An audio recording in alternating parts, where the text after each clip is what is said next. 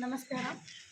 ಎಲ್ಲ ನನ್ನ ಸಮಸ್ತ ವೀಕ್ಷಕರಿಗೂ, ನನ್ನ ಪೋಷಕರಿಗೂ, ಮುದ್ದು ಮಕ್ಕಳಿಗೂ ಹಾಗೂ ನನ್ನ ಎಲ್ಲ ಶಿಕ್ಷಕರು ಕೂಡ ಈ ಹೊಸ ವರ್ಷದಲ್ಲಿ ಮೊದಲನೇ ಹಬ್ಬವಾದ ಮಕರ ಸಂಕ್ರಾಂತಿ ಹಬ್ಬದ ಆರ್ಥಿಕ ಶುಭಾಶಯಗಳು.